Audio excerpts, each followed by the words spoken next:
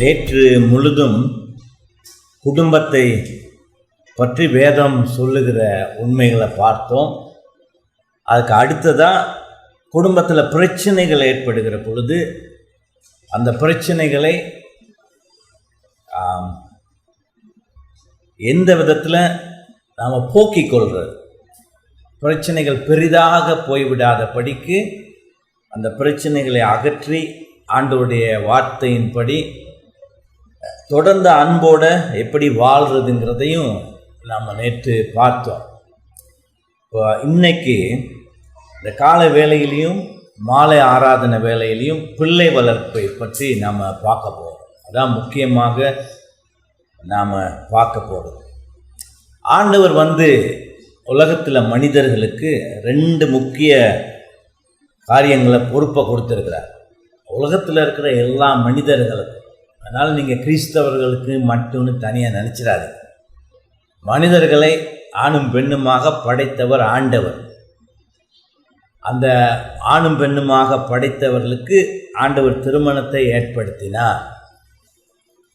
ஆகவே அது முழு சமுதாயத்துக்கும் ஆண்டவர் ஏற்படுத்தியிருக்கிறார். அப்போ இந்த 2 காரியம், பெரிய 2 பொறுப்பு, எத்தனையோ பொறுப்புகள் எல்லாம் இருக்குது.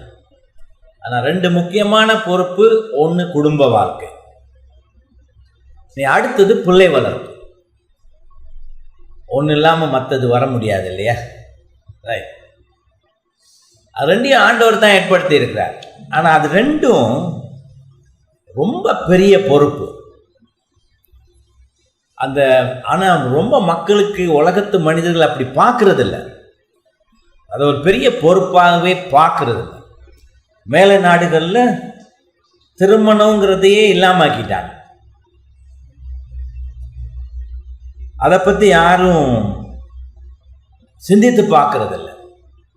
வேதம் தான் சொல்லுகிறது. கிறிஸ்தவ சபைகள் நிச்சயமாக அதை வலியுறுத்தி வருகிறார்கள். ஆனால் உலகத்தில் இருக்கிற மக்கள் திருமணத்துக்கு முக்கியத்துவம் கொடுப்பதில்லை. ஏன்னா தன்னுடைய தனி மனித சுதந்திரத்துக்கு அது ஆபத்தாக இருக்கிறத அவங்க பார்க்குறாங்க. அதனால் அவங்க என்ன பண்ணுறாங்க, சேர்ந்து வாழ்கிறாங்க. பிடிக்காத நேரம் விலகி போயிடுது இல்லை? அது உங்கள் நாட்டுக்கும் வந்துடுச்சு. திருமணம் பண்ணிட்டு டிவோர்ஸ் பண்ணிடுறான் 1 வருஷத்துலேயோ 2 வருஷத்துலேயோ.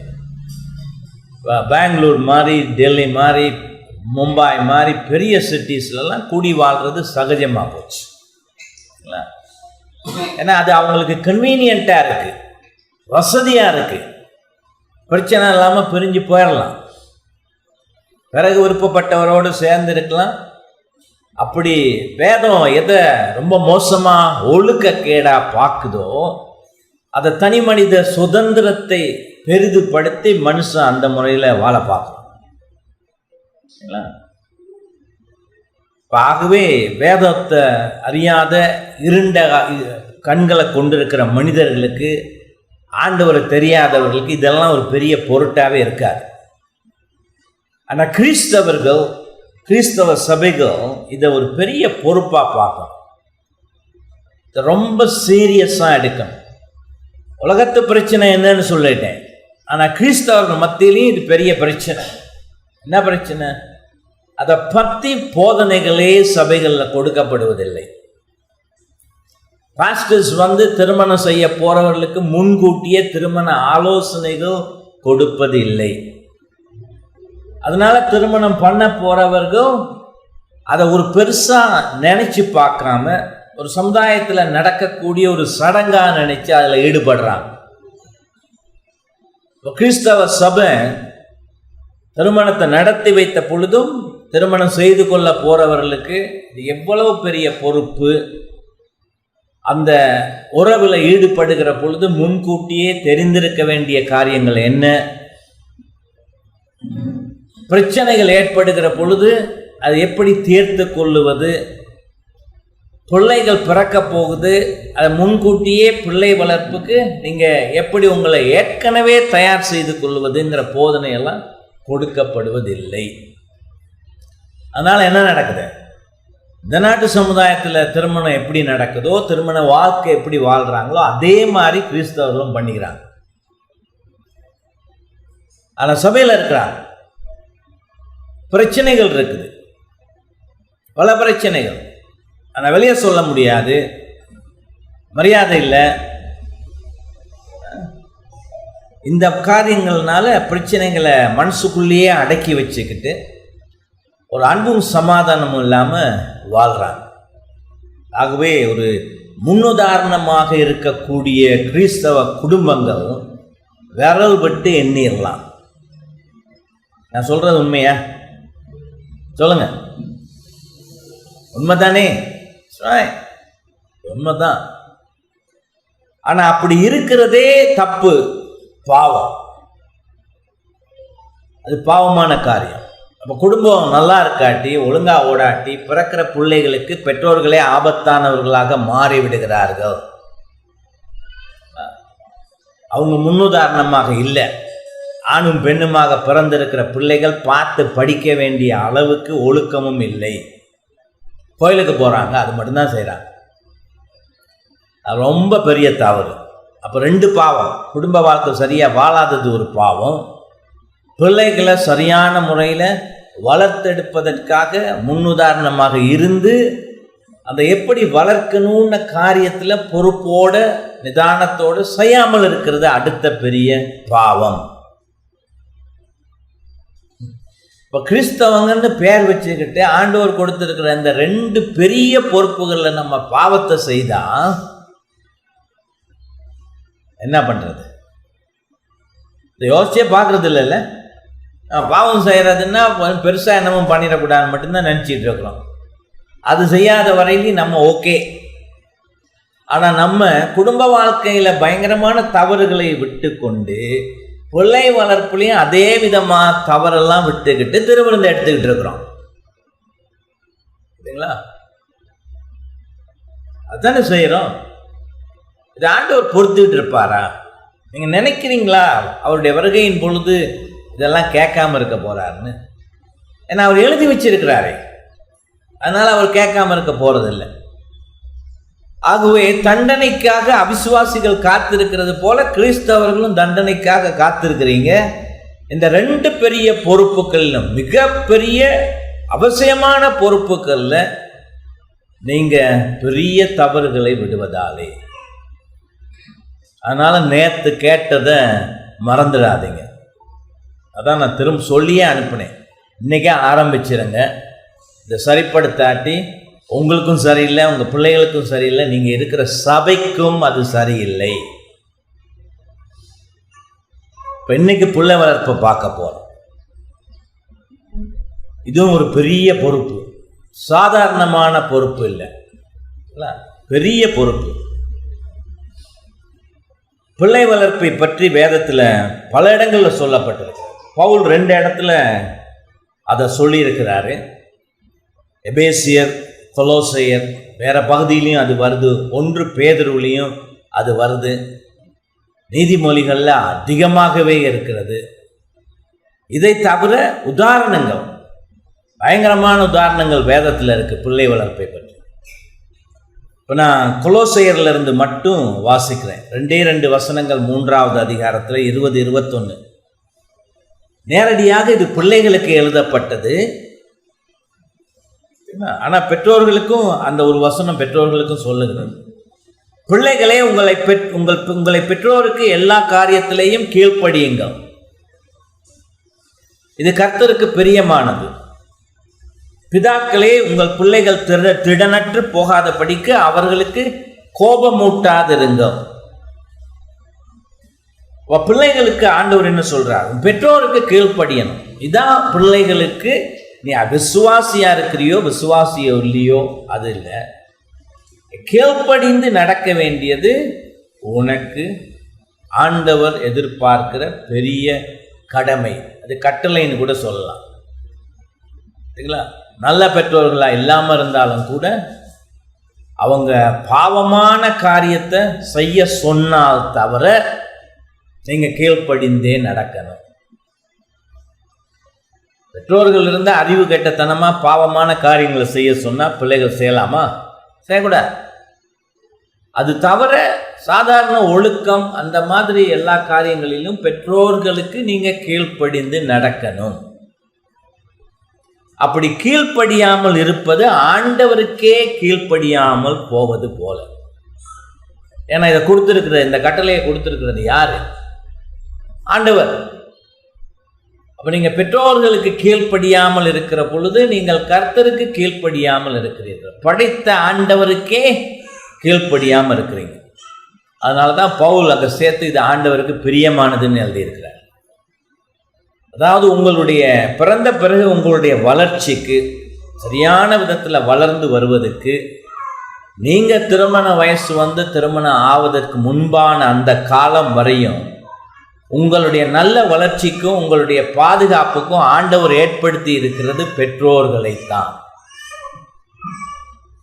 ஆகவே அவங்களுக்கு கீழ்ப்படுகிறது தான் உங்களுக்கு நல்லது. அந்த கீழ்ப்படிவின் மூலமாக மட்டும்தான் உங்களுடைய வாழ்க்கையில வளர்ச்சி ஏற்பட முடியும். அதான் ஆண்டவர் அப்படி கொடுத்திருக்கிறார்.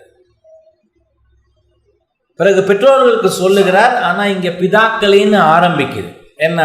ஏன்னு சொன்னா பிள்ளை வளர்ப்புல குடும்ப தலைவன் தான் முக்கியமான இடத்தை எடுக்கணும்.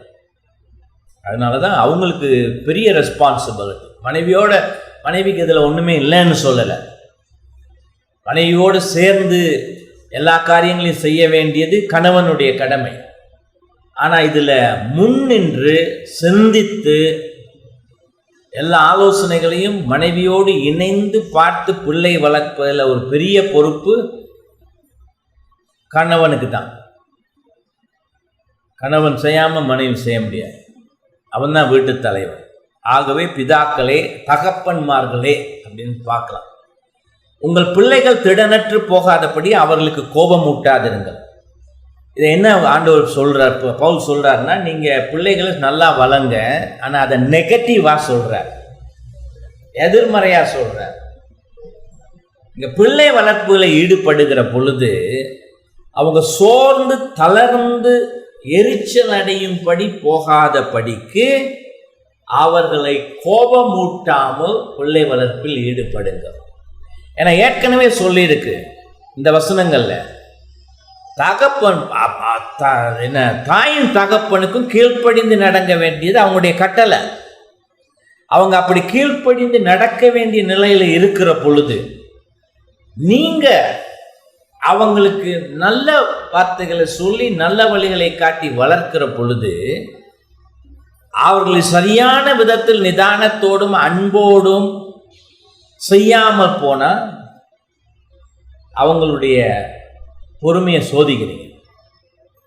அவங்களுக்கு தெரியும் நான் கீழ்ப்படியணும், ஆனால் கீழ்ப்படிந்து நடக்க முடியாத நிலைக்கு நீங்கள் தள்ளிடுறீங்க அவங்கள கோபம் ஊட்டுறதுனால. என்னது இப்படி திடனற்று போகாதபடிக்கு எப்படி கோபம் ஊட்டுறது? டேய் இங்க வாடா, அதை எடு. எத்தனை அப்பா அம்மா அப்படி மான்களோட பேசுறது இல்லையா? பேசுறது தான் இல்லையா? இல்லையா? சும்மா போய் நடிக்காதீங்க, இங்கே எனக்கு எல்லாம் தெரியும். அப்படிதானே? அம்மாவே அப்படி சொல்றதா இல்லையா? வாடிங்க அப்படின்னு இப்படி ஒரு குத்தும் குத்திடுவீங்க, இல்லாட்டி கிள்ளிடுவீங்க. எத்தனை பேரை காதை பிடிச்சி இழுக்கிறது? காதை பிடிச்சி இழுக்கிறீங்களா? பொதுவாகவே காதை பிடிச்சி இழுக்கிறது, அதான் ரொம்ப பேருக்கு காது பெருசாக இருக்கு. திட்டுறது, கையால் ஒன்று செய்யாட்டியும் வாயில் திட்டுறது, நல்ல வார்த்தை இல்லை, நீ எப்போ அப்படித்தான்டா, நல்லாவே இருக்க மாட்டேன். சில பேர் சபிச்சும் விட்டுறாங்க. இப்போ இதெல்லாம் பிள்ளைகளுக்கு எண்ணத்தை ஏற்படுத்துன்னா அது பெற்றோர்களுக்கு கீழே இருந்து கேட்டு வளர வேண்டிய அவங்களுக்கு அது ஒரு பெரிய முட்டுக்கட்டை போடுது. அவங்களால் அதை புரிஞ்சிக்க முடியாது. சின்ன பிள்ளைகளுக்கெல்லாம் புரிஞ்சிக்க முடியாது வளர்ந்து வார நேரம். ஆனால் இது அவங்களுக்கு அதிர்ச்சியை ஏற்படுத்து. எதிர்த்து நிற்க முடியாது. ஏன்னா அப்படி எதிர்த்து நிற்கிறபடி ஆண்டவர் அவங்கள படைக்கலை அந்த வயசில். ஸோ அது அவங்களுக்கு என்ன செய்யும்? மனத்தளர்வை ஏற்படுத்தும், பயத்தை ஏற்படுத்தும், இருதயத்தில் குழப்பத்தை ஏற்படுத்தும். அப்போ அந்த எப்படி வளரணுமோ அந்த வளர்ச்சிக்கு தேவையானது செய்யாமல் அந்த ஆப்போசிட்டை நீங்கள் செய்கிறதுனால அவன் வளர்கிற நேரம். அதனால தான் சில பேர் வளர்ந்து ஒரு வாய் பேசாமல் இருப்பாங்க, ஒரு நடுக்கமாக இருக்கும், பப்ளிக்கில் என்னன்னு பேசுகிறேன்னு தெரியாது, எப்படி பழகுறேன்னு தெரியாது, பயம் இருக்கும். இதெல்லாம் இருக்குமா இல்லையா? டீச்சர் சில நேரம் ஸ்கூலில் இருந்தேன்னா உங்கள் பையன் ஒரு மாதிரி இருக்கான் அப்படி எழுதி அனுப்புவாங்க, உங்களுக்கும் அது புரியாது. ஆனால் நீங்கள் என்ன பண்ணுறீங்க, அவனை ஒழுங்காக வளர விடுறதில்லை. அவனுக்கு தைரியம் இல்லை, புத்திசாலித்தனம் இல்லை. என்ன நல்ல பேச்சுக்கே வீட்டில் போனால் திட்டு, 50 மார்க்ஸ் வாங்கினா திட்டு, 50 மார்க்ஸ் வாங்கினா திட்டவா செய்யணும், 80 மார்க்ஸ் வாங்கினாலும் திட்டு. ஏன்னா 100 வாங்கியிருக்கலாமே. அப்போ அவனுக்கு என்ன செய்கிறது? ஒரு என்கரேஜ்மெண்ட்டே இல்லை. எப்போ பார்த்தாலும் நெகட்டிவ் தான். எங்கள் அப்பா அம்மாவுக்கு என்கிட்ட பார்க்குறது எல்லாமே எது சரியில்லைன்னு தான் பார்க்க தெரியுது, சரியானது எதுன்னே பார்க்க தெரியல.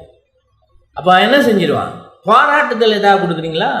எல்லாம் அவன் ஓடிக்கிடி ஒரு கப்பை வாங்கிட்டானே, என்ன சார் உதவாக்கிற படிப்பில் காட்டுறா இதை, நீ என்ன ஓடி பெரிய என்ன வீட்டையா கட்ட போகிறோம், ஏன் இதை நீ படிப்பில் காக்க? விராட் கோலியா வர பார்க்குறியா? சொல்கிறதா இல்லையா? அப்போ அவனுக்கு என்னத்த பிள்ளைகளுக்கு என்ன ஏற்படுத்துது? ஒரு தளர்ச்சி.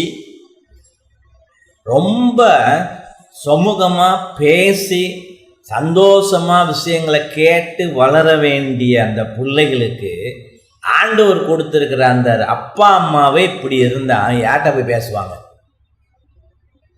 சோர்வும் தளர்ந்து திடனற்று போய்விடுவார்கள். மனசில் குழப்பத்தோடையே வளரணும். அது அவங்க வளர்ச்சியை பயங்கரமாக பாதிக்கும். ஸ்கூலில் டீச்சர்ஸாக பார்ப்பாங்க, நண்பர்கள்கிட்ட பார்ப்பாங்க. சில பேர் இதனால தான் ரொம்ப ஐசோலேட்டடாக போயிடுறது. அப்படின்னா அவன் பாட்டுக்கு தனியாக தான் இருப்பான், யாரோடையும் சேர மாட்டான். ஒரு பெண்ணும் அப்படி இருந்துடும். ஏன்? அவர் நல்ல விதமாக வளர்ந்து சமுதாய இங்கிதங்களெல்லாம் கற்றுக்கொள்ளக்கூடிய வளர்ப்பை நீங்கள் கொடுக்கல. அதனால் அவன் சமுதாயத்துக்கு பிரச்சனை உள்ளவனாக வளருவான். சில பேர் ரொம்ப மோசமாக இந்த மாதிரி பெற்றோர் செய்ததுனால அவன் வளர்ந்து கொலைகாரனா மாறிடுறானுங்களா இல்லையா? பேப்பரில் வருதா இல்லையா?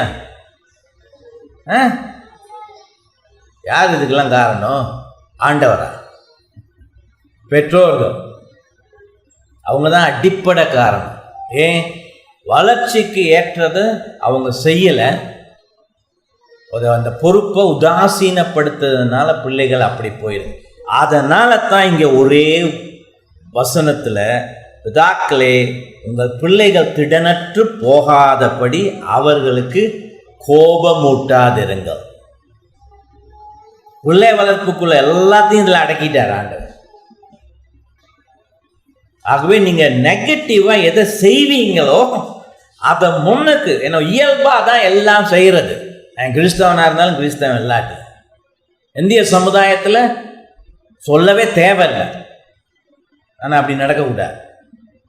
ஏதாவது கதை புஸ்தகங்களில் தான் நல்ல பெற்றோர்களை நம்ம நாட்டில் பார்க்க முடியுது இல்லையா? அதுவும் தெரியாதா?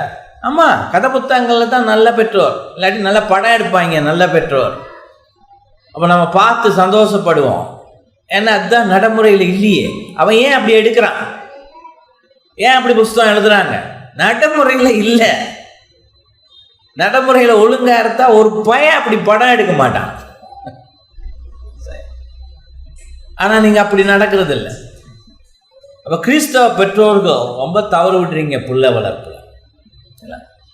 நானும் என் மனைவியும் கூட இதில் ரொம்ப பயத்தோடு தான் இதை ஆரம்பித்தோம். ஜபத்தோடு பிறக்கிறதுக்கு முந்தையே ஜெபம் பண்ணோம், பிறந்தும் ஜெபம் பண்ணோம். ஏன்னா எங்களுக்கு கல்யாணம் பண்ணி இதை பற்றி தெரிஞ்சிருந்தாலும் அனுபவம் இருந்திருக்கா?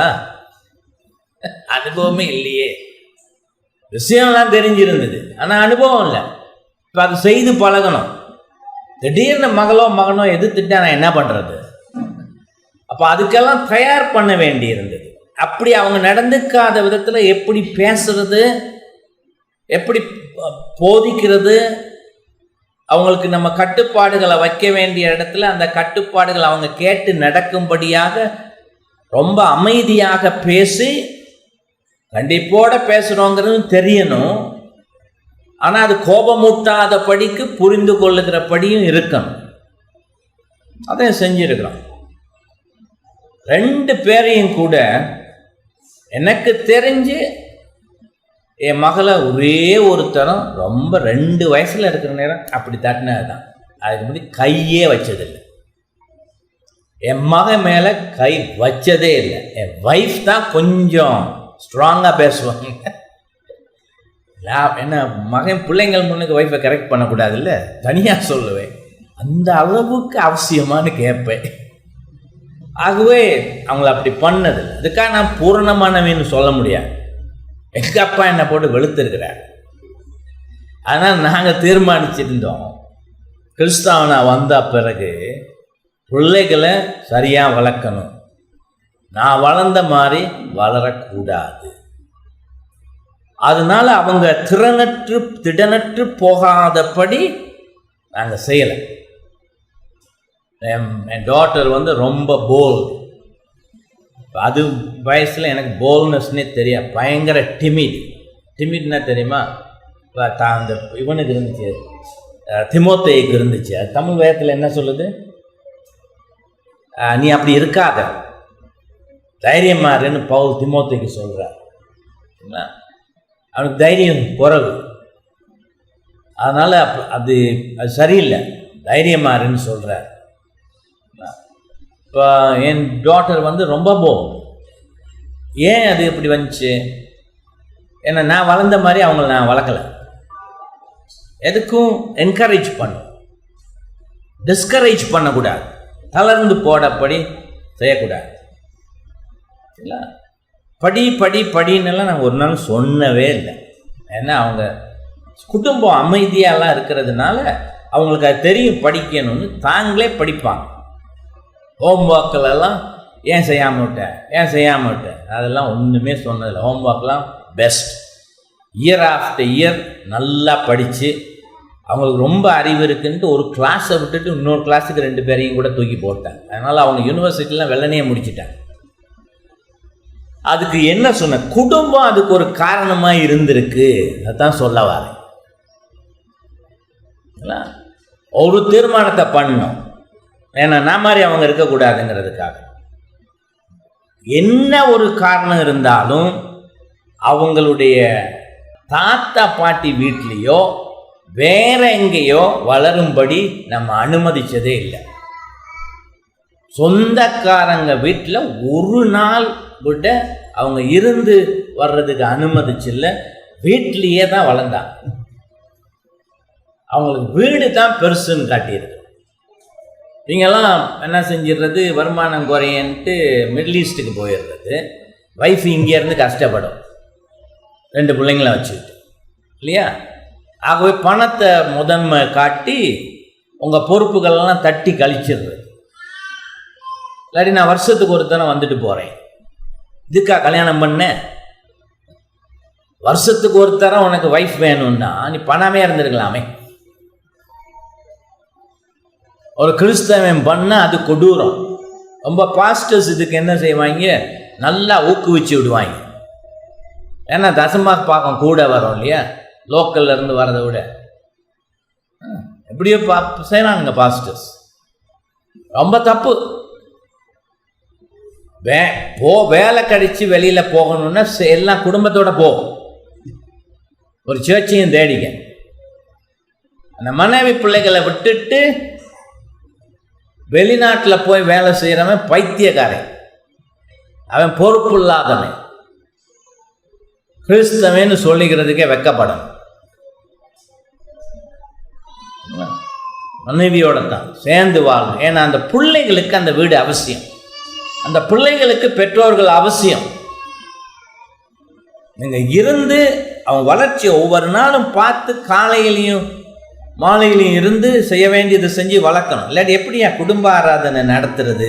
நீ பாட்டுக்கு போயிட்டு என்ன ஊர் மிடில் ஈஸ்டில் எங்கேயாவது சவுதி அரேபியாவிலையோ எங்கேயாவது போய் உட்காந்துருந்தா குடும்ப ஆராதனை நடத்த முடியுமா? பிள்ளைகளோட நடத்த முடியாது இல்லையா? இப்போ அதை விட அறிவு கட்டத்தனம் இருக்குதா? இல்லை. அதே மாதிரி தான் இங்கேயும் கூட குடும்பத்தை சிம்மாண்டிப்பட்டியில் விட்டுட்டு நீ பாடி மும்பையில் போய் வேலை செஞ்சிட்டு இருந்தா அது சரி வருமா? சரி வர. பிள்ளைகள் உன்னோட இருக்கணும். அந்த ஹஸ்பண்டாக வீட்டு தலைவனாக இருக்கிறவனுக்கு பெரிய வேலை இருக்குது. அதில் 2 பேரும் இணைந்து பிள்ளைகளை வளர்க்கணும். ஒரு அமைதியான சூழ்நிலையில் வளரும்படியா அதை ஏற்படுத்தி கொடுக்க வேண்டியது உங்க பொறுப்பா இருக்கு. அதில் நீங்கள் தவறு விட்டால் பிள்ளை வளர்ப்பு சரியாகவே நடக்காது. ஆகவே அதை பெருசாகிடுங்க. இனிமேல் ரொம்ப பெருசாக எடுத்து இருக்கிற காலத்தையும் சரியாக பயன்படுத்தி உங்கள் பிள்ளைகள் நல்ல விதத்தில் வளர்ந்து வாரதுக்கு உதவி செய்யுங்க. சரிங்களா? இப்போ இன்றைக்கும் மாலை நேரத்துலையும் நான் சொல்லிக் கொடுக்க போகிற காரியங்கள் எல்லாமே ஜேசி ரைலினுடைய புத்தகத்திலிருந்து வருகிறது. ஆவிக்குரிய பிள்ளை வளர்ப்புன்னு புஸ்தகம். நீங்கள் அதை வாங்கி வாசிங்க. இப்போ அந்த வாங்கி வாசிக்கிறதுக்கு நான் சொல்ல போகிற காரியங்கள் எல்லாம் உங்களுக்கு உதவியாக இருக்கும். அருமையான புஸ்தகம். பிள்ளை வளர்ப்பை பற்றி நான் எத்தனையோ புத்தகங்கள் பார்த்துருக்கிறேன். இது ஒரு எல்லாவற்றையும் உள்ளடக்கிய அதே நேரத்தில் பெருசாக இல்லாத ஒரு அருமையான புஸ்தகம். தமிழில் மொழியாக்கம் செய்த பிறகு இப்போ அதை புது பதிப்பு இருக்கிறதெல்லாம் விற்று தீர்ந்து ஒரு புதிய பதிப்புக்காக வேண்டி நான் எப்போவுமே திரும்பவும் அதை மறுபடியும் வாசிக்கிறது. எழுத்துப்பில் அங்கங்கே இருந்தால், சென்டென்ஸ் எங்கேயாவது கவனக்குறைவாக சரியாக வராமல் இருந்தால் அதெல்லாம் சரிப்படுத்துறது. அதனால் ஒரு 3-4 தடவை மறுபடியும் வாசித்த பொழுது அது எனக்கே ரொம்ப பயனுள்ளதாக இருந்தது. இருதயத்தையே தொடுற மாதிரி இருந்தது. அந்த அளவுக்கு அருமையாக ரயில் எழுதியிருக்கிறாரு. அது தமிழ்லையும் அந்த அளவுக்கு கொண்டு வரும்படியாக ஆண்டவர் உதவி செய்திருக்கிறார். ஆகவே இதை வாசிங்க, பல தடவை வாசிங்க. அதையெல்லாம் உங்கள் வாழ்க்கையில் பயிற்சியாக நீங்கள் கொண்டாட. ரயில் 17 ஆலோசனைகளை கொடுக்கிறார். 17 ஆலோசனைகளை அவர் கொடுக்கிறார். ரயில் ஒரு அருமையான மனுஷன். ரயிலை பற்றி சொல்கிற நேரம் ரயில் சொல்லியிருக்கிறாரு, அவர் இங்கிலாந்தில் பணி செய்தவர். ஓய்வு நாளை நம்ம எடுத்துட்டா, இல்லாமல் ஆக்கிட்டா, இங்கிலாந்தில் கிறிஸ்தவமே இல்லாமல் ஆக்கிடுறாங்க. கிறிஸ்தவத்துக்கும் ஓய்வு நாளுக்கும் இருக்கிற தொடர்ச்சி, பிரிக்க முடியாத ஒரு இணைப்பு பெருசு இல்லையா? ஜேசி ரயில் சொல்லியிருக்கிறார். இப்போ இது ஓய்வு நாள். அப்போ உங்கள் பெற்றோர்களுக்கு ஒரு பெரிய பொறுப்பு இருக்குது.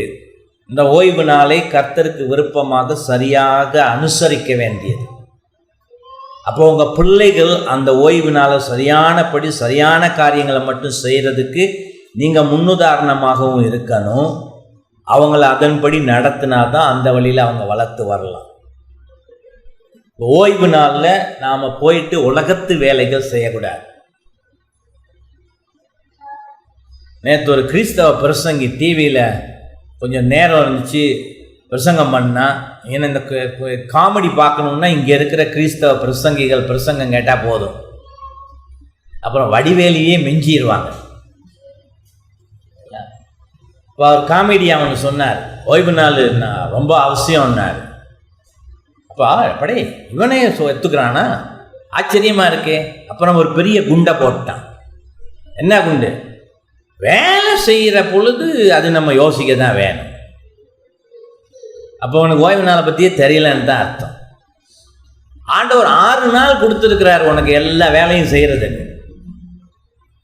திங்கக்கிழமையிலிருந்து சனிக்கிழமை வரையும் கூச்சமே படாமல் சிந்திக்காமல் நீ தொழில்களை செய்யலாம்.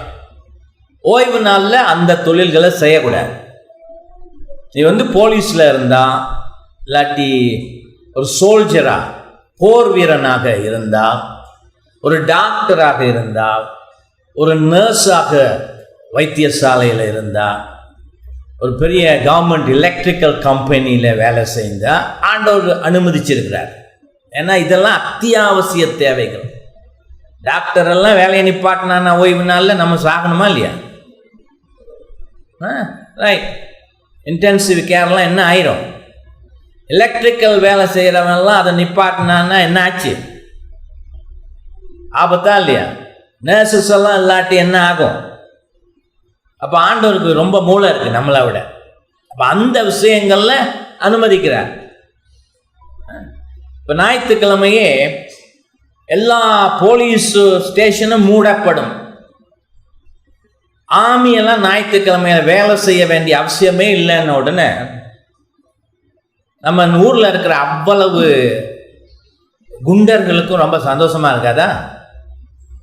வீடு வீடாக பூந்துருவாங்க ஞாயிற்றுக்கிழமையில.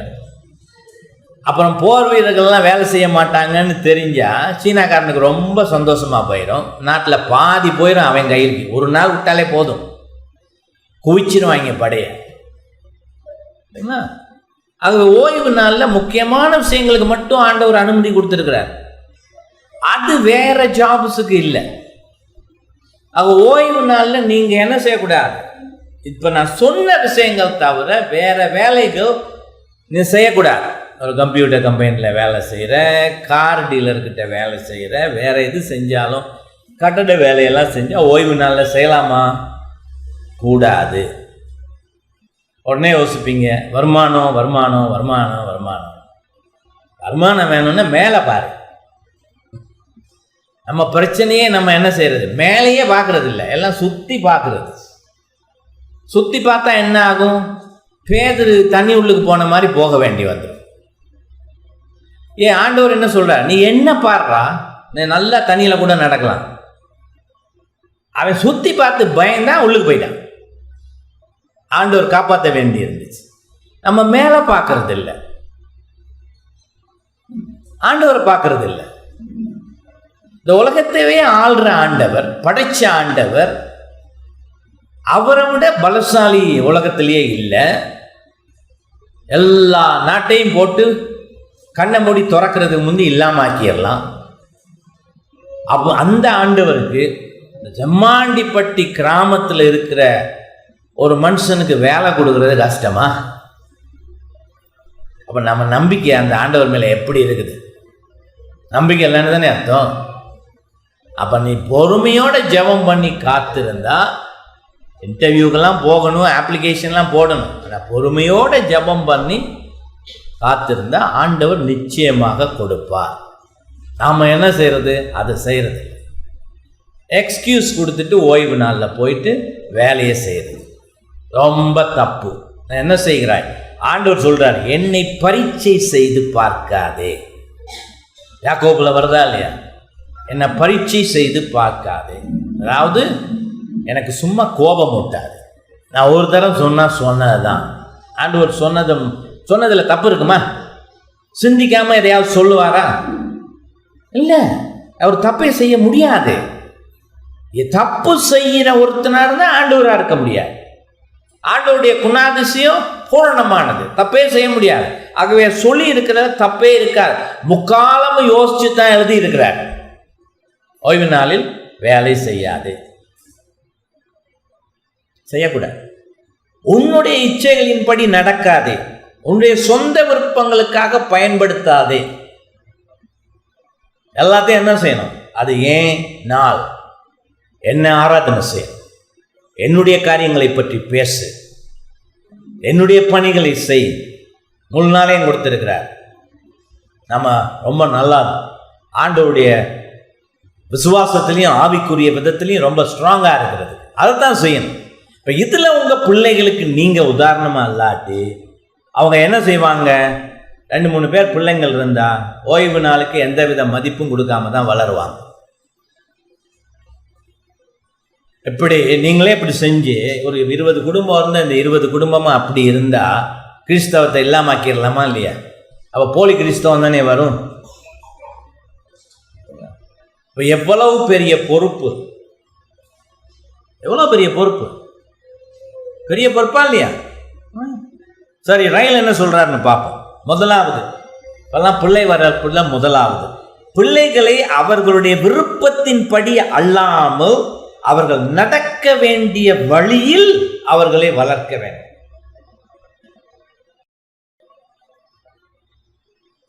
யாராவது நாய் பூனை வளர்க்குறவங்க இருக்கிறீங்களா? இல்லையா? அதெல்லாம் இல்லையா? ஓகே, ரொம்ப செலவு. வெளிநாட்டில் அதெல்லாம் புல்லை வளர்க்குற மாதிரி வீட்டில் வச்சுருப்பான் நாயும் பூனையும்.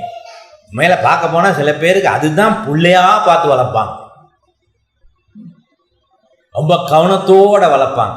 இப்போ அவங்க நாய் பூனைக்கு காட்டுறதை கூட நம்ம பிள்ளைங்களுக்கு காட்டுறது இல்லை.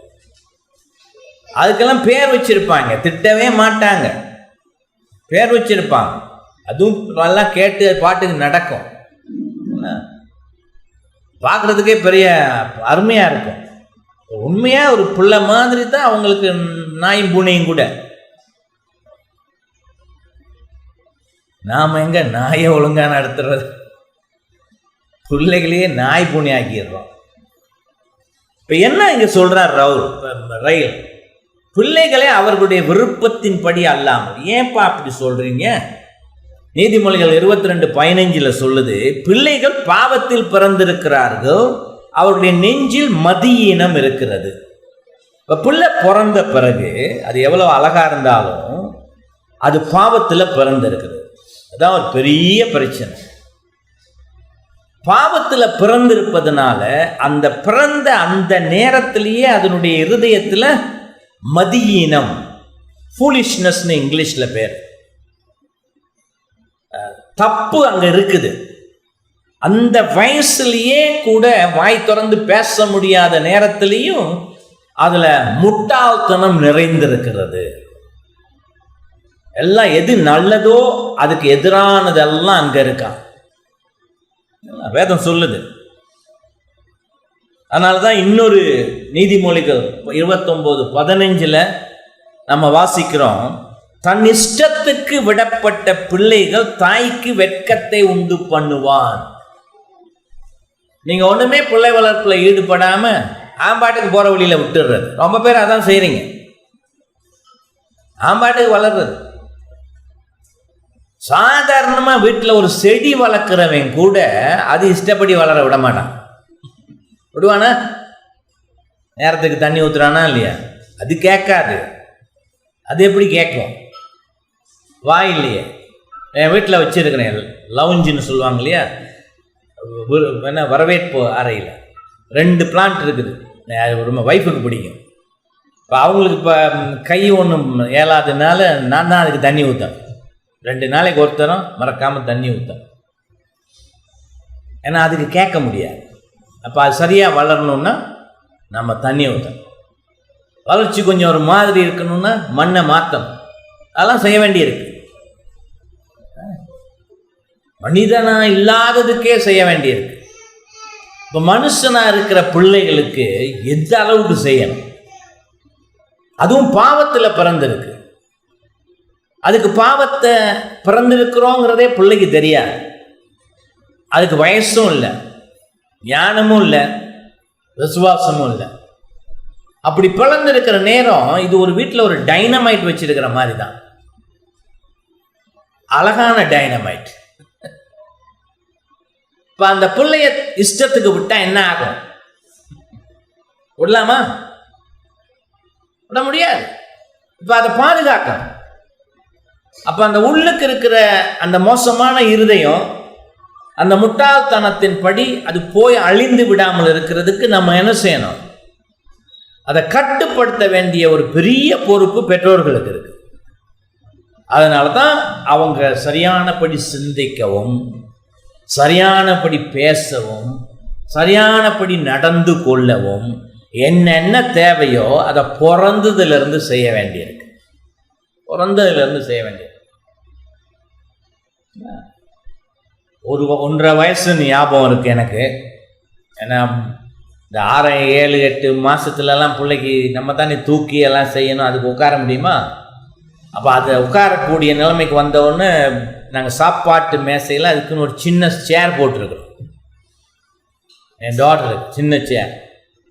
இப்போ அதில் உட்கார்ந்து வச்சு அதில் தான் சாப்பிட. அப்போ அதுக்குன்னு ஒரு பிளேட் வச்சுருக்குது. அதனால் கையை தூக்கி சாப்பிட்ற இது வரல. அந்த பிளேட்டில் உட்காந்து நாங்கள் ஜெபம் பண்ண பிறகு அம்மாவும் நானும் பக்கத்தில் இருந்து ஸ்பூனில் ஊட்டுவோம். அப்போ ஊட்டுற நேரம் அதுக்கு புரிகிறபடி அந்த வயசுலேயே வாயை மூடி தான் சாப்பிடும். நம்ம ஒரு காரியங்களாம் என்ன ஆச்சு? ஹோட்டலுக்கு போயாவது வீட்டிலையா போயிருந்தாலும் ஒரு 3 அடி தள்ளி நின்று தான் சாப்பிடணும். இல்லை சத்தம் காதை பொழந்துருமே. வாயை மூடி சாப்பிடுவாங்களா? இல்லை. எனக்கு ஒரு பாஸ்டர் ஒரு ஊரில் ஞாபகம் இருக்குது. பெரிய சங்கடமாக போச்சு. இவ்வளோ சத்தம் போடுறான். ஏன்னா யாரும் சொல்லிக் கொடுக்கல, என் பெற்றோர்கள் சொல்லிக் கொடுக்கல. நீ வாயை மூடி தான் சாப்பிடணும், சத்தம் கேட்கக்கூடாது. அப்போ நாங்கள் சொல்லிக் கொடுப்போம். அந்த வயசுலேயும் அதுக்கு புரியும். அதை எடுத்துட்டு வாயை மூடி தான் சாப்பிடும். நாம் நினைக்கிறது இதுக்கு என்ன புரிய போகுது, இதுக்கு என்ன புரிய போகுது, அதுக்கு புரியும் அது. ஆனால் அது தப்பு செய்யும். சில வேலைகளை என்ன செஞ்சிடும், அது தீர்மானிச்சிடும் போதும். அதனால் ஸ்பூனை வாயில் விட்டுறே, நாக்கால வெளியே தள்ளும். இப்போ என்ன பண்ணுறது? அதுக்கு புரிகிற மாதிரி சொல்லும், செய்யாதே செய்யாதே. அப்படின்னா அதுக்கு புரியும், முகத்தையும் எங்கள் சைகையும் புரியும். அதே வாயாலையும் சொல்லுவோம், டோன்ட் டூ தட். அப்புறம் அடுத்து கொடுக்குற நேரம் பார்க்கும், சரின்னு எடுக்கும். அடுத்த தடவை செய்கிறேன்னா பழையபடி நாக்கால தள்ள பார்க்கும். No don't. மூணாவது தடவை செய்தால் தான் நான் சொன்னேன், கையை எடுத்து கொஞ்சம், அது சின்ன கை, அதில் அப்படி ஒரு அடி, கண்ணீரும் வந்துடும். ஒன்றும் பெருசாக வலிக்காது இல்லைங்களா? அப்படி ஒன்றும் பெருசாக அடிச்சிடல. ஆனால் அதுக்கு புரியுது, நான் தப்பு செஞ்சிட்டேன், அதனால் எனக்கு தப்புக்கு தண்டனை கொடுத்துட்டாங்கன்னு புரியுது.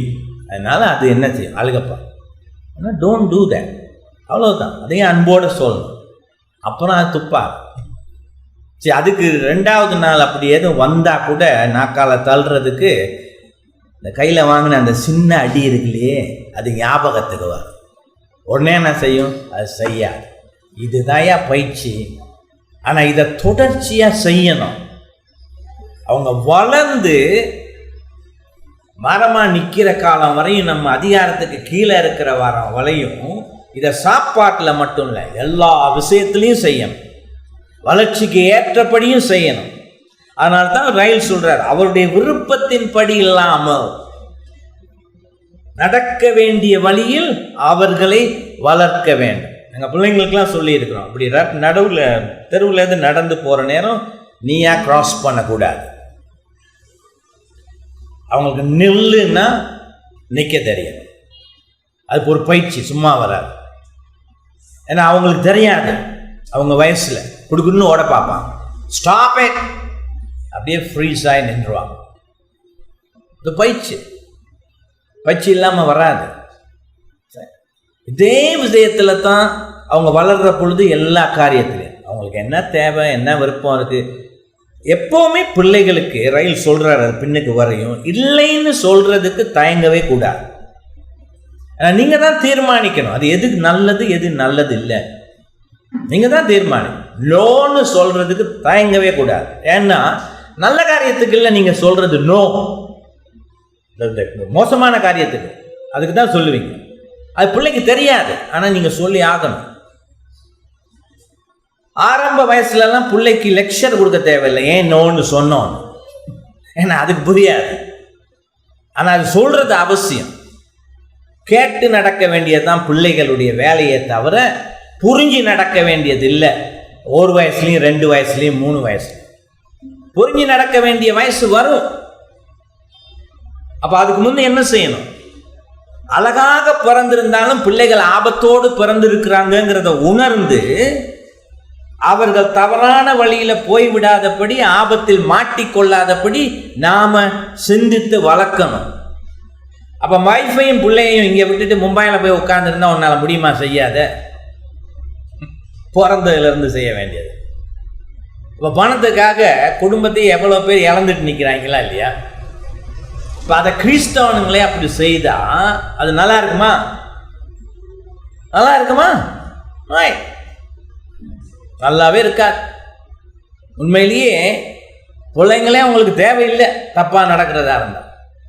பிள்ளைகள் இருந்தால் நீங்கள் சரியாக வளர்க்குறதுக்கு முயற்சிகள் எடுக்கணும். அவங்க குறித்த எல்லா விஷயத்திலும் நீங்கள் தான் தீர்மானித்து முடிவெடுக்கணும். நீங்கள் தான் தீர்மானித்து முடிவெடுக்கணும். அவங்க விருப்பப்படி விட்டுறாங்க. என்ன சாப்பிடணும், என்னத்தை உடுக்கணும், எப்படி பேசுறது, யாரோட பேசுறது, பழகிறது, இது எல்லாம் வாலிப வயது வரையும் தொடர்ந்து செய்ய வேண்டியது யாருடைய கடமை? பெற்றோர்களுடைய கடமை. ஆகவே அதை மறந்துடாதீங்க. அது ஒரு பெரிய பொறுப்பா இல்லையா? கண்ணும் கருத்துமா வளர்க்க வேண்டியது. இதே தான் எங்கள் 2 பிள்ளைகளுக்கும் அந்த வயசில் நாங்கள் செய்திருக்கோம்.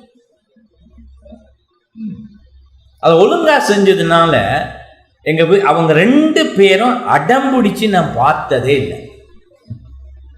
சில பேர் பிள்ளைகள் இருக்கும், அடம்பிடிக்கும், கீழே விழுந்து அது செய்கிற காமனானது ஒன்று, கீழே விழுந்து காலெல்லாம் போட்டு உதைக்கிறது, நம்ம பயமுறுத்தி பார்க்க. அப்படி செய்கிற அளவுக்கு போயிருக்குன்னா செய்ய வேண்டியதை இந்த பெற்றோர்கள் செய்யலைன்னு தான் அர்த்தம். அவங்க அப்படி செய்ததே இல்லை.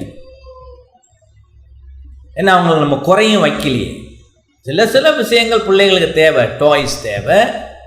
ஆனால் அதெல்லாம் நாங்களே தீர்மானித்து எது எப்போ உனக்கு தேவை எது தேவையில்லானதெல்லாம் தீர்மானிச்சுட்டோம். அதனால் அவங்க கேட்டு வம்பு பண்ணதோ அதெல்லாம் ஒன்றுமே இல்லை. கொடுக்க வேண்டியது, கேட்டதெல்லாம் இஷ்டப்பட்டதெல்லாம் கொடுக்கவே மாட்டோம். ஆனால் எது தேவையோ அதை கொடுத்து அதில் அவங்க திருப்தியும் அடையிற மாதிரி தான் அவங்கள வளர்த்துருக்கு.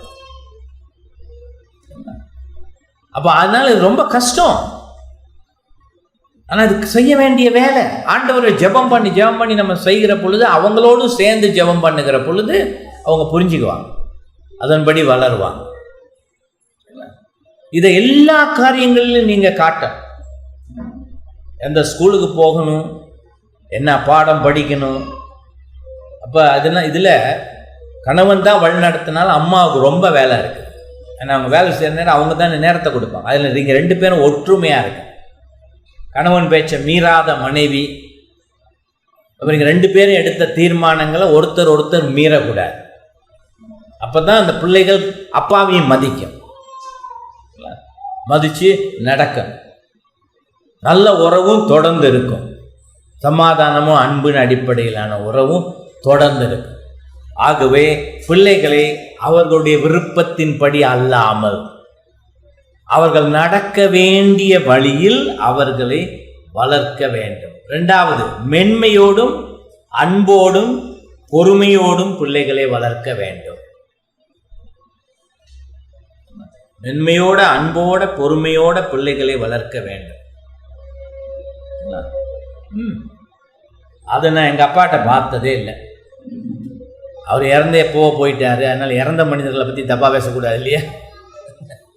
இதுக்கெல்லாம் ஆப்போசிட்டாக தான் நான் பார்த்து வளர்ந்துருக்கிறேன். இருந்த பொழுதும் ஆண்டவர் என்னை காப்பாற்றிட்டார். அந்த மாதிரி இருக்கக்கூடாது. மென்மையோடு பிள்ளைகளோட பேசுறது, மென்மையோடு அன்போட பேசணும், பொறுமையோட பேசணும். ரொம்ப பொறுமை வேணும். நம்ம அவங்களோட பேசுறது சும்மா என்ன தேவையில்லாமல் கேள்வி கேட்டுட்டு, அப்புறம் அவங்க அடுத்து உங்ககிட்ட வருவாங்களா, பேசுவாங்களா?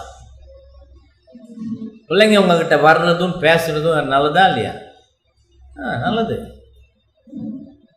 என் டாக்டரோடையும் சின்ன வயசில் இருக்கிற நேரம், என் மகனோடையும் கூட ரொம்ப நேரம் செலவழிக்கணும். ஸ்கூல் தவிர நீங்கள் அவங்களோடையும் நேரம் செலவழிக்கணும்.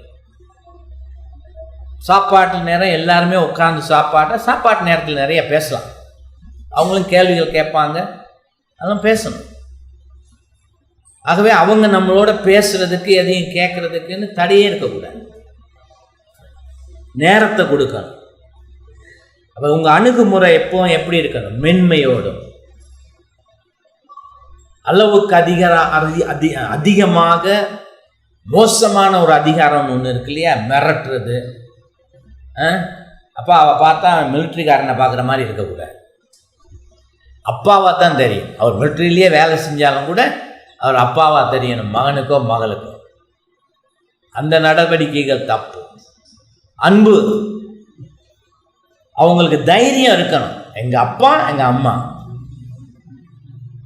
அந்த அளவுக்கு அந்த மாதிரியான அன்பை காட்டணும். ரொம்ப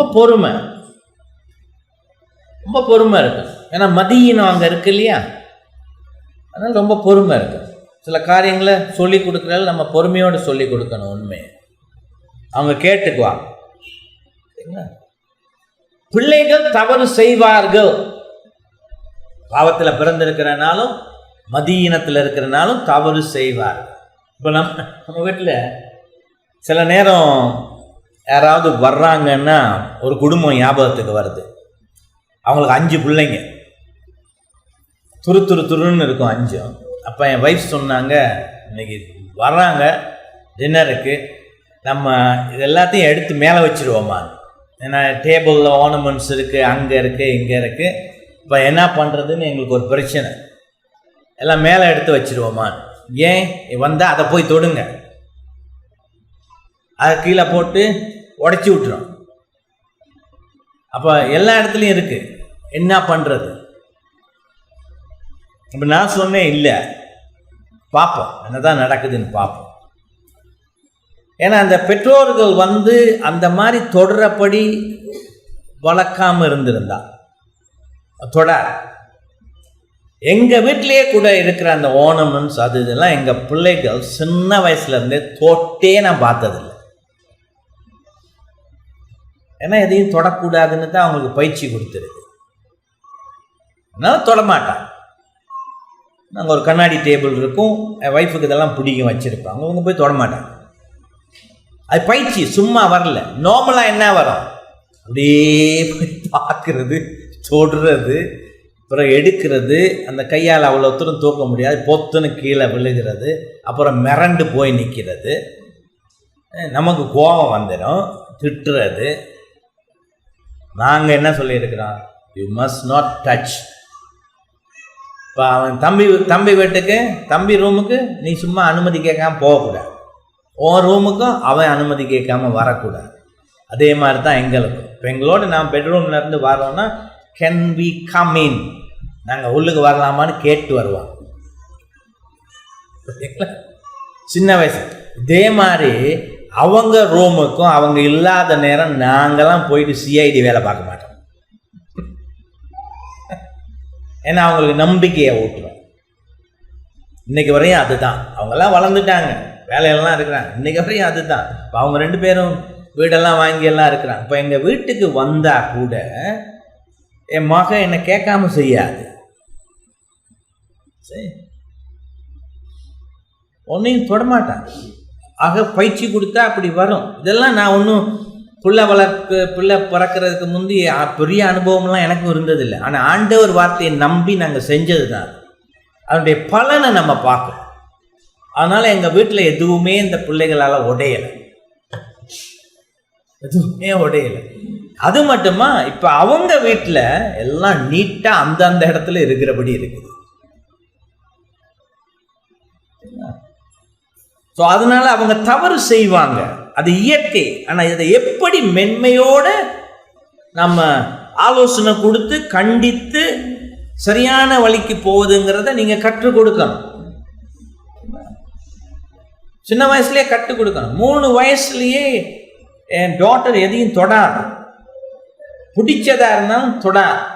ஏன்னா அவங்களுக்கு அது தொடக்கூடாது அப்படிங்கிறது அப்படியே பதிஞ்சு போயிடுது. தொடக்கூடாது. நான் சொன்னேன்ல, நேற்று எதையும் ஒரு முறை ஒரு பூவை பார்த்துக்கிட்டு இருந்துட்டு, நான் பூவை பார்க்குது, என்ன இந்த பூவை அப்படி பார்க்குதுன்னு போயிருந்தப்போ அவள் சொல்கிறா, பின்னுக்கு கையை கட்டிக்கிட்டு, நான் பார்க்க தான் செய்கிறேன், நான் தொடவே இல்லை. ஏன்னா அது தொடக்கூடாதுன்னு சொல்லியிருக்கு. இங்கிலாண்டில் இருந்த பொழுது என் பக்கத்து வீட்டில் ஒரு லேடி, அவருக்கு அந்த காலத்துலேயே ஒரு 70 வயசு இருந்திருக்கான். அப்போ எனக்கு அப்போ ஒரு 40 வயசு குறைவுன்னு வச்சுங்களேன். நாங்கள் படித்தப்போ ஒரு கிறிஸ்டியன் லேடி. அப்போ வீட்டு பின்புறத்துக்கு அங்கே போகலாம். அப்போ அவன் என் டாட்டரை நல்லா பிடிக்கும். இப்போ சில நேரம் அப்படியே பெண்ணுக்கு அவங்க வீட்டுக்கு போயிடுவான். அப்படி போனப்போ இந்த அவங்க சொல்லித்தான் எனக்கு தெரியும். பிறகு என் வீட்டுக்கு வர நேரம் அவன் கை பூரா இந்த சாக்லேட்டு சின்னதாக இருக்குங்க, அது இருந்துச்சு. நான் ஒன்றும் சொல்லலை. இப்போ அது பார்த்த பிறகு அதுவும் ஒன்றும் சொல்லலை. ஸோ அந்த லேடி வந்துச்சு, சொன்னிச்சு, சுஷானி கேட்கவே இல்லை, நான் தான் கொடுத்தேன். என்ன நடந்திருக்குன்னா, இவன் அங்கே போனப்போ ஒரு பாட்டிலில் போட்டு அவங்க மேலே வச்சுருந்துருக்கான். அப்போ இது வளமையாக பார்க்குறது அப்படியே பார்த்துருக்கோம், ரொம்ப நேரம் பார்த்துக்கிட்டு இருக்குல்ல, பார்த்துருக்கோம். அதனால் கேட்கலை. ஏன்னா கேட்கக்கூடாதுன்னு சொல்லி பழக்கியிருக்கிறோம் இல்லையா. ஸோ இவங்க அது மிட்டாய் இல்லை உனக்கு வேணும்ன்ட்டு அதை இறக்கி கொடுத்துருக்குறாங்க. ஸோ இது வாங்கலை, கையை கட்டிட்டு பேசாமல் தான் இருந்துருக்கு. அதில் பரவாயில்லம்மா, நீ எடுத்துக்க, அதில் ஒன்றும் பரவாயில்லன்ட்டு அப்போ அதுக்கும் என்ன செய்கிறேன்னு தெரியல, அப்பா அம்மா பக்கத்தில் இல்லையே. ஸோ அவங்க கொடுத்தப்ப கையில் எடுத்துக்கிட்டு வீட்டுக்கு வந்துடு. ஸோ அவங்க வந்து சொன்னாங்க, அது கேட்கவே இல்லை, நான் தான் கொடுத்தேன். அதுவும் சொல்லுது, நான் கேட்கல. ஸோ அதனால் இப்போ அது எங்கிட்ட கேட்குது, கையில் அப்படியே வச்சுருந்துருக்கு, அங்கே சாப்பிடல, இதை சாப்பிடலாமா கூடாதா?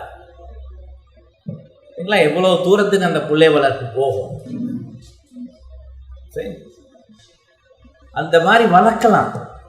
ஏன்னா நம்ம சொன்னதை நம்பி அதுதான் எனக்கு பாதுகாப்பானதுன்னு அந்த பிள்ளைகளுக்கு தெரியும். அப்படி வரும், அது வளர்ந்து வரும். ஆகவே நம்ம மென்மையோடும் அன்போடும் பொறுமையோடும் பிள்ளைகளை வளர்க்க வேண்டும். அவங்க தவறு செய்வாங்க, அது நமக்கும் தெரியும். அதுக்காக என்ன செய்யணும்? அந்த நேரத்தில் அதை முகம் கொடுத்து அதை தொடர்ந்து செய்யாதபடி அவளை எப்படி திருத்துறது, அதுக்கான வழிமுறைகளை நம்ம பழகி வச்சுக்கணும், நம்ம கற்றுக்கொள்ளணும். அப்போ பாஸ்டர்ஸ் சர்ச்சில் சொல்லி கொடுக்காட்டி எப்படி இதெல்லாம் வரும்? அப்போ மோசமாக வெறும் அல்லலூயா பாடிக்கிட்டு இருக்கிறவங்களாவே பாஸ்டர்ஸ் இருந்தால் குடும்பங்கள்லாம் நாரி போயிடாது சர்ச்சில். இதெல்லாம் பாஸ்டர்ஸ் வேலை. அவங்க சொல்லி கொடுக்குறதில்ல ஒரு காரணம் என்ன, அவங்க குடும்பம் ஒழுங்காக இருந்தால் தானே. மோசமாகவே உதாரணம் வச்சிருக்கிறவன் மற்றவங்களுக்கு போய் நல்ல உதாரணம் காட்ட முடியுமா? இன்னொரு மோசமானது, பிள்ளைங்க வளர்ப்பில் மோசமாக இருக்கிறதுனால உங்கள் பிள்ளைங்கள் சேர்ச்சுக்கு போனால் மற்றவங்க சேட்டை பிடிச்சி இழுக்கிறது, இடிக்கிறது, உதைக்கிறது, மற்றவங்கள எல்லாம் இருக்கா இல்லையா? சேர்ச்சில் விழுந்து அடம் முடிக்கிறது. அதுக்கெல்லாம் என்ன காரணம்? பிள்ளை வளர்ப்பு சரியா இல்லைன்னு ஒன்று காரணம். பாஸ்டர்ஸ் அதை பற்றி ஒன்றுமே பொறுப்பெடுக்கிறதில்ல, பொருட்படுத்துறதில்ல, ஒன்றும் செய்கிறது. பாஸ்டர்ஸ் வேலை இதெல்லாம் போதிக்கிறது தான். சில நேரம் பாஸ்டர் விசிட்டிங், போதக கண்காணிப்புங்கிறது அங்கே போயிட்டு காசு வாங்கிட்டு வரதில்லை. அதுக்கு தான் ரொம்ப பாஸ்டர்ஸ் போகிறாங்க. போய் தனியாக சந்தித்து இவங்களுக்கு இதிலெல்லாம் ஆலோசனை கொடுக்குறது, உதவி செய்கிறது தான் செய்யணும். எபேசியர் 3வது அதிகாரத்தில் பவுல் சொல்கிறார் 21வது வசனத்தில், பிதாக்களே உங்களுடைய பிள்ளைகள் திடனற்று போகாதபடிக்கு, திடனற்றுன்னா மனம் தளர்ந்து போகாதபடிக்கு அவர்களுக்கு கோபம் ஊட்டாதிருங்க. ஒன்னே மட்டும் சுருக்கமாக சொல்லி முடிச்சிருந்தேன். 3வது, பிள்ளைகளை சரியான வழியில் வளர்க்கும் பொறுப்பு உங்கள் கையில் தான் இருக்கிறது என்பதை நீங்கள் உணர வேண்டும். வேற யார் கையிலையும் இல்லை, ஸ்கூல் கையில் கூட இல்லை. நீங்க தான், உங்களை தான் ஆண்டவர் ரெஸ்பான்சிபிளா அந்த காரியத்துக்காக படைச்சிருக்கிறார். அது உங்க பிள்ளைங்க, உங்க கையில் தான் இருக்கு. ஜேசி ராயல் தான் புஸ்தகத்தில் ஒரு பெரிய மனிதர் சொன்னதை கோட் பண்ணுறாரு. என்னது அது? நாம் சந்திக்கும் அத்தனை மனிதர்களிலும் காணப்படும் நல்லதோ கெட்டதோ, பயனுள்ளதோ பயன் இல்லாததோ, அவற்றில் 10ல் 9 அவர்களுடைய கல்வியிலும் அவர்கள் வளர்ந்த முறையிலும் இருந்து தான் வந்திருக்கின்றன. வீட்டில் என்ன முறையில் ஒருத்தன் வளர்ந்துருக்கிறானோ அதை தான் அவன் வாழ்க்கையில் பார்க்க முடியும், அது நல்லதோ கெட்டதோ. அப்போ ஸ்கூலுக்கு போனால் கூட என்ன மாதிரியான ஸ்கூல், என்ன படிக்கிறாங்கங்கிறத நாம மேற்பார்வை பார்க்கணும். யாரோட பழகுறாங்கங்கிறத நாம மேற்பார்வை பார்க்கணும். கண்டபடி பழக விடக்கூடாது. இப்போல்லாம் ரொம்ப மோசம். நான் ரொம்ப சில வருஷங்களுக்கு முன்னு சிங்கப்பூர் ஏர்போர்ட்டில் இருந்து பிரேக்ஃபாஸ்ட் ஏதோ சாப்பிட்டுக்கிட்டு இருந்தேன். ஒரு இந்தியன் ஃபேமிலி வந்து அடுத்த டேபிளில் இருந்து சாப்பிட்டுக்கிட்டு இருந்துச்சு. அப்போ ஒரு சின்ன பிள்ளை, அதுக்கு பார்த்தா 6 வயசு தான் இருக்கும். அதையும் அந்த ப்ரைம்னு சொல்லுவாங்களே, சின்ன பிள்ளைகள் உட்கார்றதுக்கு தள்ளிட்டு போகிறது, அதில் உட்கார்ந்துருந்து ஒரு பெரிய ஐபேடோட உட்கார்ந்துருக்கு.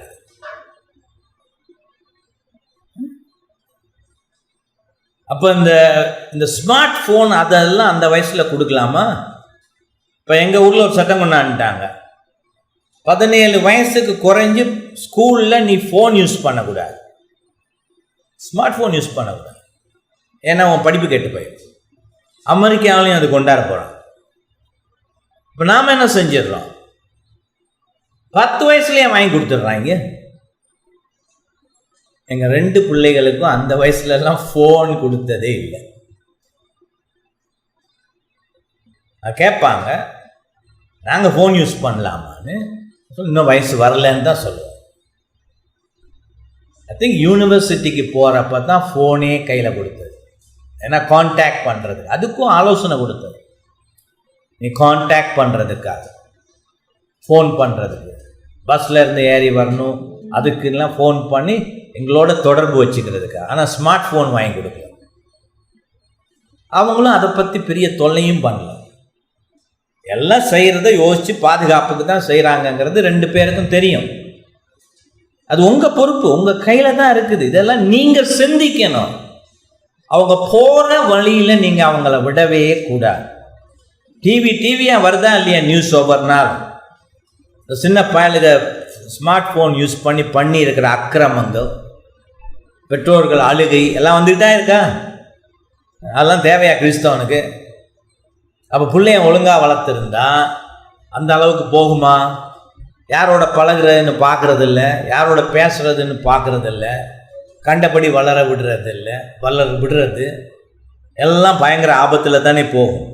பிள்ளைகள் தானே வளரும்படி படைக்கப்படவில்லை. அவர்களை ரயில் சொல்கிறாரு, அவங்க களிமண் மாதிரி. ஒரு குயவன் மட்பாத்திரங்களெல்லாம் செய்கிறவன் என்ன செய்வான்? அந்த களிமண்ணை எடுத்து தண்ணி ஊற்றி பிசைஞ்சு எவ்வளவு அழகான ஒரு பாத்திரமாக மாத்துறானா இல்லையா? அந்த மாதிரி தான் நாம் வேலை புள்ள வளர்க்குறது. ஆகவே நாம் ஒழுக்கமாக இருக்கணும். உங்கள் பேச்சு, உங்கள் சிந்தனை இதெல்லாம் ஒழுக்கமாக இருக்கணும்.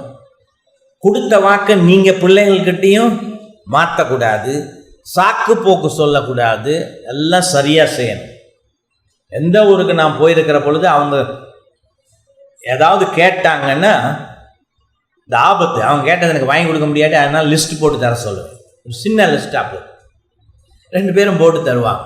இப்போ இதில் எது எனக்கு கிடைக்குதோ அதை வாங்கி தந்துடுவேன். ஸோ அது எப்போவுமே கடைசி நாள் மீட்டிங்லாம் முடிஞ்சு கடைசி நாள் குடும்பத்துக்காக தான் வச்சுருப்பேன். ஏன்னா இது கடைக்கெல்லாம் போய் இதை வாங்கி வச்சு கொண்டு போயிடணும். ஏன்னா அவங்க என் வார்த்தையை நம்பி காத்திருப்பாங்க. ஆரம்பத்தில் இருந்தே அதை செஞ்சுருக்கிறேன். இப்போல்லாம் வளர்ந்து இருக்கிறாங்க, அவங்களுக்கு ஒன்றும் வாங்கி கொடுக்க வேண்டிய அவசியம் இல்லை. பட் அது ரொம்ப இம்பார்ட்டன்ட். நம்ம அப்படி செய்கிறது, நம்ம ஒழுக்கமாக இருக்கணும், நம்ம வாக்கை நம்ம காப்பாற்றணும். ஏன்னா பிள்ளைகள் நம்மளை ஒவ்வொரு நாளும் பார்க்குறாங்க, நம்முடைய செயல்களை கவனிக்கிறாங்க. அவங்க நம்முடைய நடவடிக்கை, நம்ம பேச்சு, எண்ணங்கள் தான் அவங்களுக்கும் வரும். அதனால தான் நேற்றும் சொன்னேன், அப்பாவுக்கு பிள்ளை தப்பாமல் பிறந்திருக்கிறான்னு வந்துடக்கூடாது. நல்ல விஷயத்தில் வந்திருக்கலாம். பிள்ளைகளுக்கு நாம் ஒரு நாள் ரட்சிப்பு கொடுக்க முடியாது, அது ஆண்டவர் கொடுக்கிறது.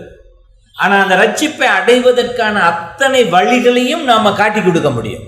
அதான் நமக்கு இருக்க பெரிய பொறுப்பு. அந்த பொறுப்பில் நல்லொழுக்கமும் வந்துடுது.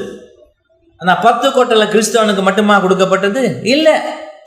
இப்போ அதை நாம் கடைப்பிடிச்சு நம்ம பிள்ளைங்களுக்கு சின்ன வயசுல இருந்தே அதை நம்ம கற்றுக் கொடுக்கணும். பிள்ளை வளர்ப்புங்கிறது ஒரு பெரிய பொறுப்பு, அது விளையாட்டு பொருள் அல்ல. அப்போ அந்த பாரம் இருதயத்தில் ஏற்படாத வரையும் நீங்கள் அதை செய்ய போகிறதில்லை. இது ஒரு நல்ல ஆரம்பம்னு நினைக்கிறேன். தொடர்ந்து நம்ம அடுத்த செய்தியில் இதை பார்க்கலாம். ஆகவே ஜெபம் பண்ணுங்க, நீங்கள் கவனமாக இருங்க. உங்கள் பொறுப்பு ஆண்டவர் கொடுத்து ஆண்டவருக்கு நீங்கள் பதில் கொடுக்க வேண்டிய நிலையில் இருக்கிறீங்கிறத நினச்சி போதக ஆலோசனைகளை எல்லாம் வாங்கிக்கிட்டு ஒவ்வொன்றையும் சரியானபடி செய்ய பாருங்க. ஆண்டவர் உதவி செய்வார், நிச்சயமாக உதவி செய்வார். ஆசீர்வதிக்கப்படுவீர்கள். ஜெபம் பண்ணுவோம்.